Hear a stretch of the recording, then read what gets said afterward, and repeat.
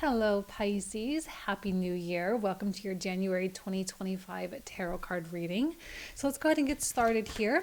For those of you who would like to book a session, I do have January available. So if you want to sit down with me one-on-one, I'll put a link on how to book that in the description box in the comment thread down below. So getting started, Pisces, we have faith, a card that says faith, which is a huge theme, not only for January, but for all of 2025. Okay, look, we've had so much emphasis and so much focus on Pluto. Capricorn, Aquarius, Pluto, back and forth for 2 years. This year it's about Neptune. This year Pisces is heavily involved. Okay, so you're a little bit in the spotlight right now with what's going on. Not only do we have we've got Saturn in your sign. We're going to have a Venus retrograde coming through there as well. And we're going to have the North Node entering Pisces in January as well on the 11th. So as that North Node comes into Pisces, it's going to connect with Neptune almost immediately.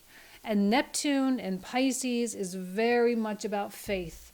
It's about faith and surrender and having trust in the process, being able to really go with the flow and to kind of let go of control a little bit. Okay, so let's see what else comes through for you, Pisces, for the month of January. We have communication. Okay, this helps keep us grounded. When we communicate, we're not making assumptions. I honestly think making assumptions is one of the worst things you could possibly do right now. You don't want to, project or anything like that. Okay, so if there's an issue, sit down with whomever is involved and just talk through it as much as you possibly can. I think your more natural ability, for the most part, to see the best in people and to see the best in situations is going to come in really handy. And I think the more you communicate, the more understanding, right? And the more accepting we can be, it's just going to be better for everyone involved. And then you can make decisions moving forward accordingly from a more realistic place. Okay. But I think wherever we're going, we are still going to be, it's all going to kind of default back to this faith theme. Okay.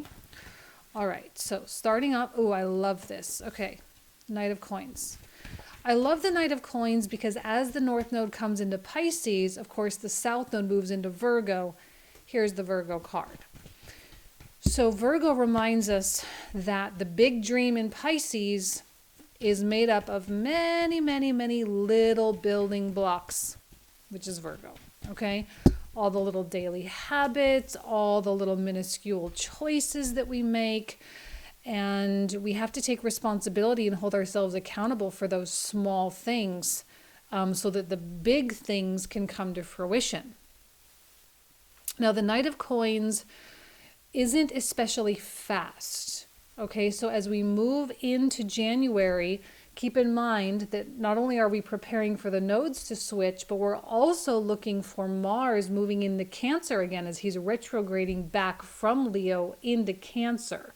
So we actually have a lot of this watery energy going on. There's a lot of emotion. There's a lot of feeling and intuition and stuff like that. But this is more practical.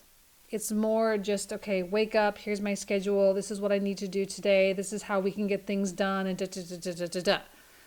And that's going to help keep us on track. It's going to help keep us organized and help keep us feeling like we have some semblance of control in an environment where we are being asked to have faith, okay? Which means we kind of relinquish a lot of control. But there are certain things which we will always have control over, right? We'll have control over, for the most part, how we live our lives, how we deal with people, the choices that we make, the food that we eat, whether we exercise, whether we go to work, whether we pay that bill or not, right? All those little things are within our realm of control. And that's really where that Knight of Coins focuses.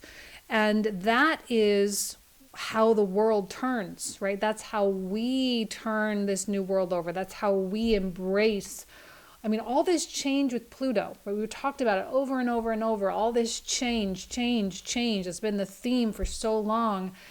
And now that change is actually happening, and we're going to have to adjust to fit that change, because it's one thing to talk about it, it's one thing to want it, it's one thing to think about it, and it's a completely different thing to fully embody.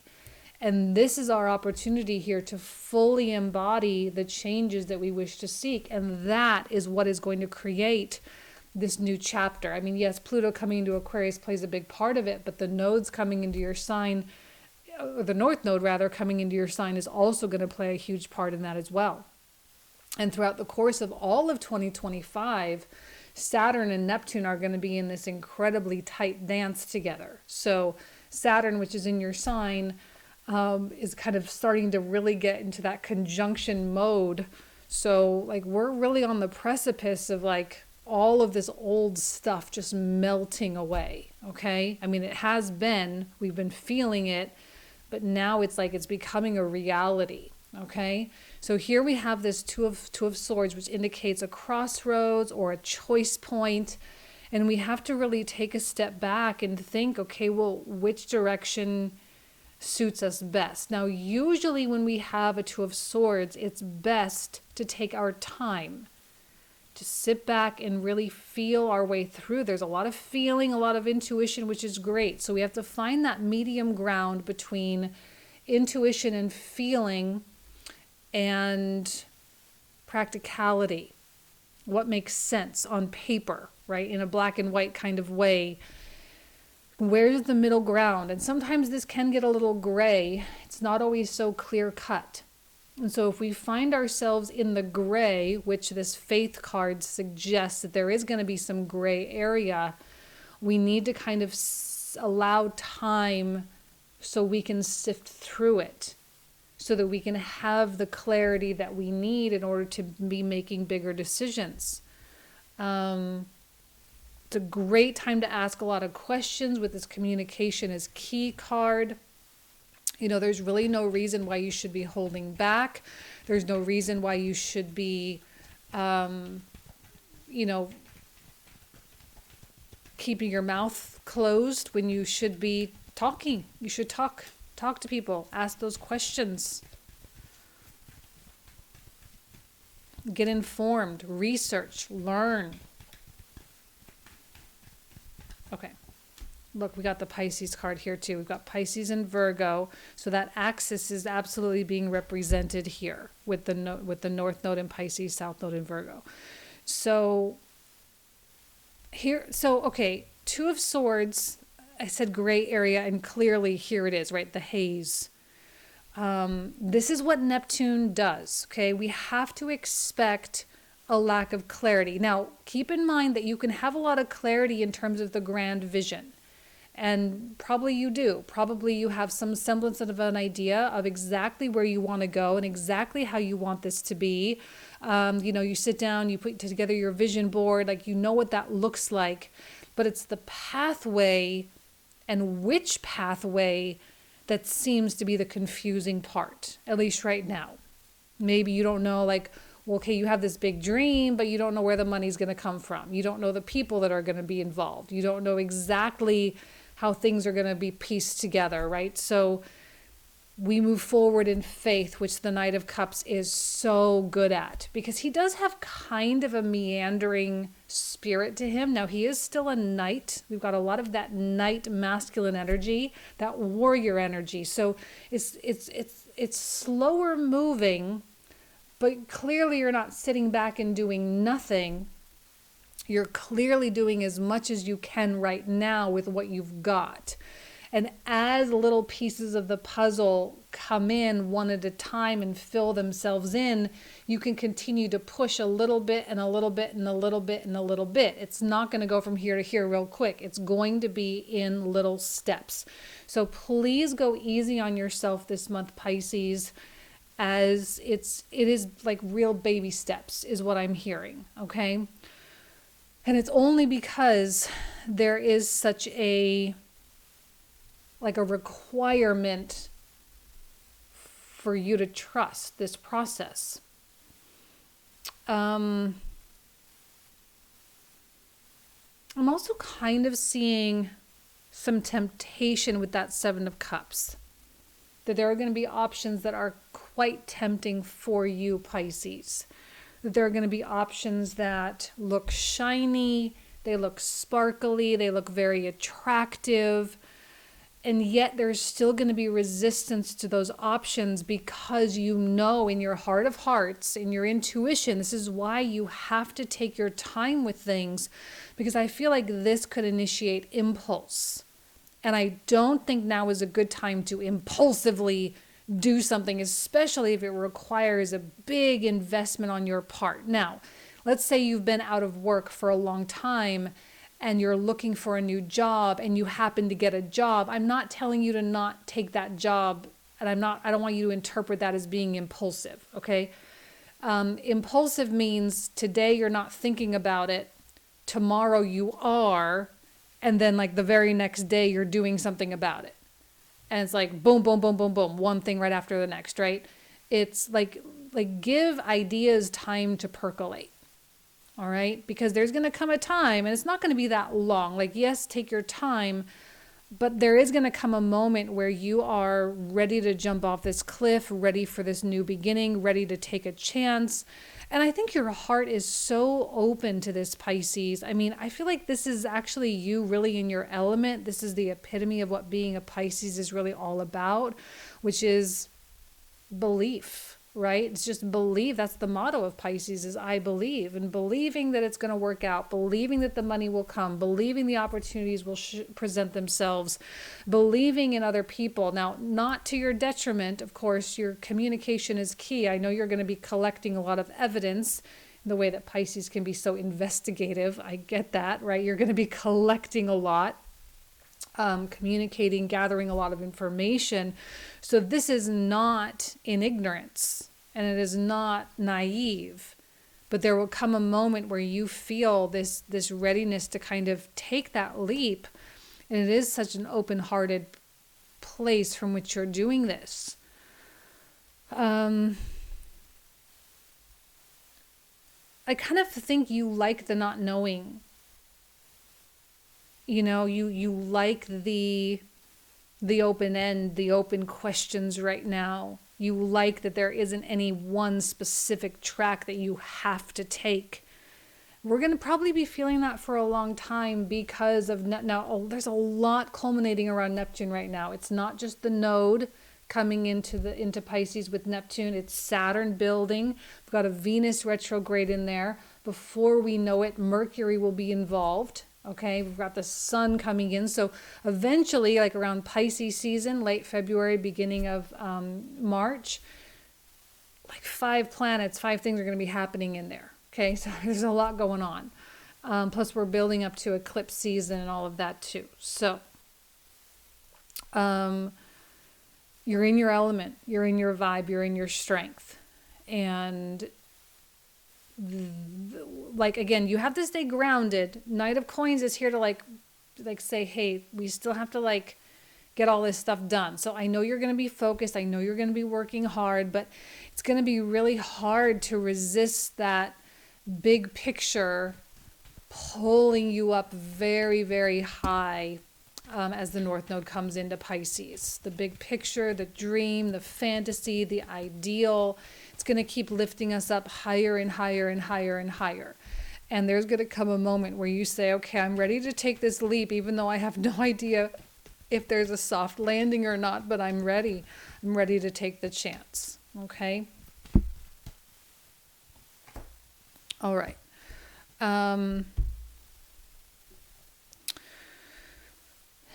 The 5 of Coins, I want to start there because it's coming out last. And it's like the one card that makes me feel like there's a recovery, like you're recovering from something.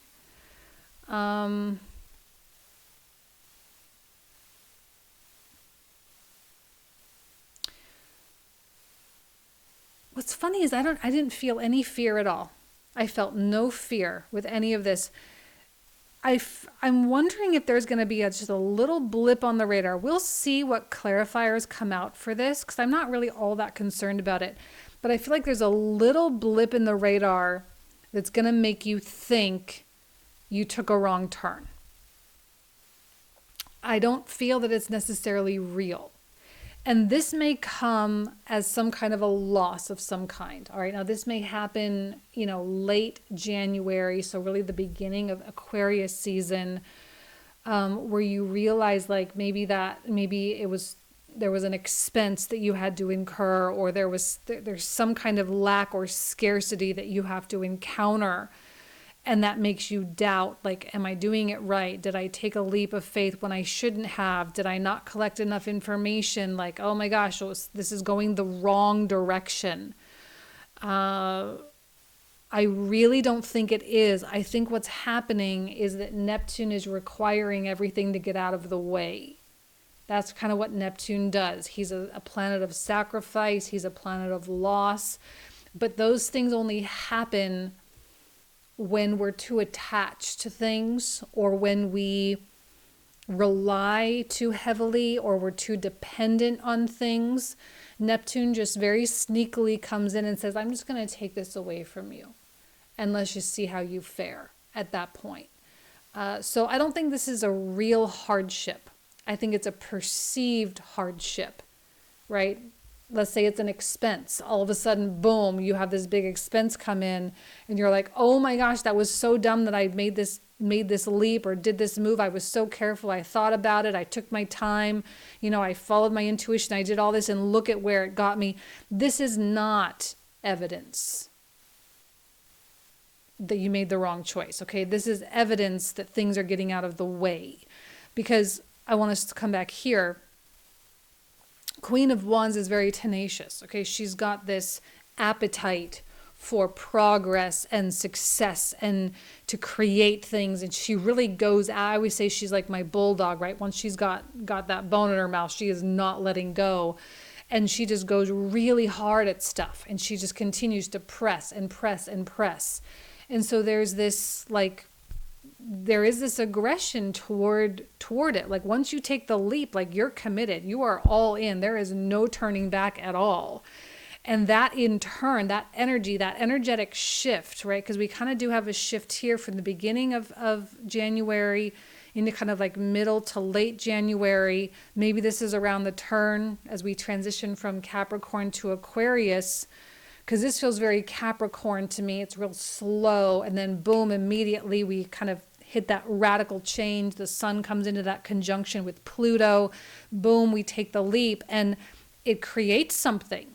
Like, this is an energetic shift that the universe almost immediately responds to with some kind of a new adventure or new passion or a new, it's a new spark of something. This often speaks to us in a spiritual level. There's a lot of desire that comes through with the Ace of Wands. So, there's drive there. There's drive and fire. And then immediately, boom, here we are. And it's such a contrast. You're like, wait a second. And Pisces sits back and says, I don't understand. I just had all this, and then now all of a sudden this doesn't seem right. This doesn't seem to fit. I'm telling you, this has to get out of the way. This has to be dealt with, because this got a lot of momentum very quickly. This had to happen in order to clear the way for whatever this is. Because like I say, this is like a bulldozer or a plow. It just keeps going, keeps going, keeps going. And if something is problematic, it's going to get plowed over. Okay. This you'll deal with. It will be short. It's not a long-term thing, but you might feel briefly that you made the wrong choice. And I know for a fact that you didn't. And this is why faith kicks in. This is one of the reasons why faith, a lot of reasons for faith here, but this is one of the reasons why faith kicks in.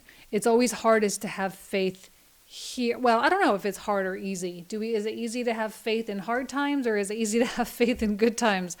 I don't know. Sometimes I feel like the hard times make it easier, but regardless, this is one of those moments that says you have to turn to the divine. We have to give it up to God or to the creator, to spirit, to the universe. Okay. We have to give it up you're aligned. You have the right energy. You're moving in tandem with the soul's ambitions. You know, you're in the right place.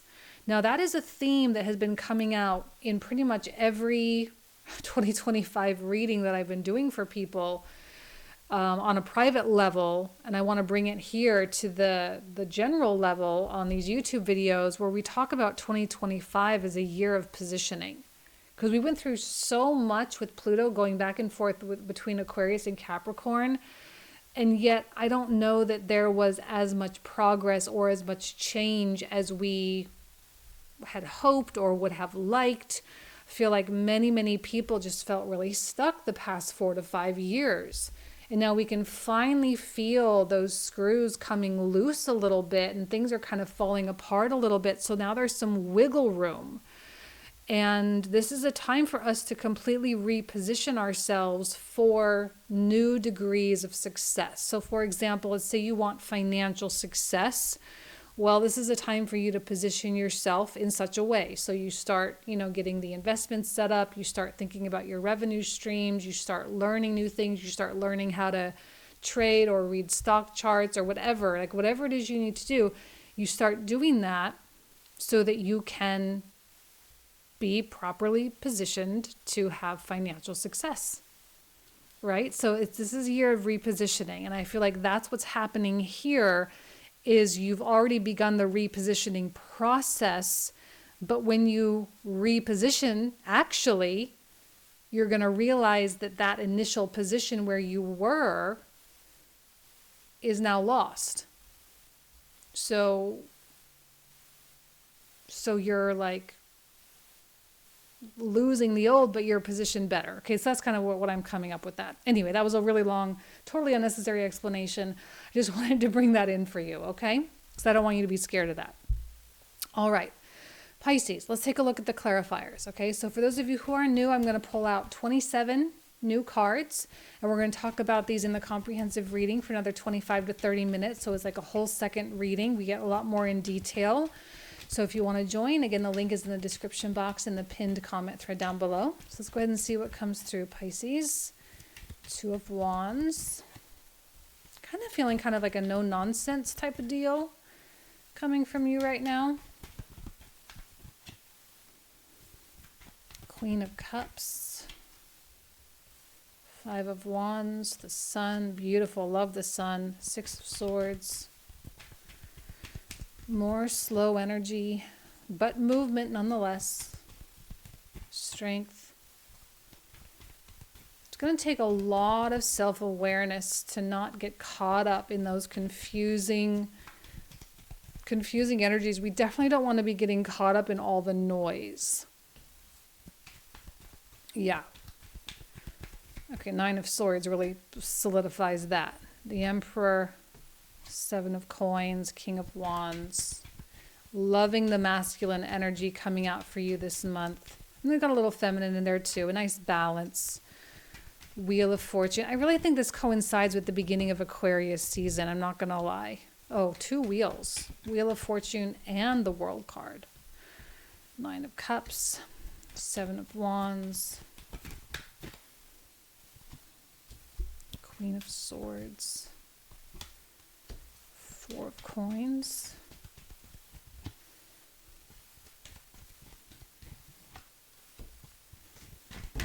See, you're making room.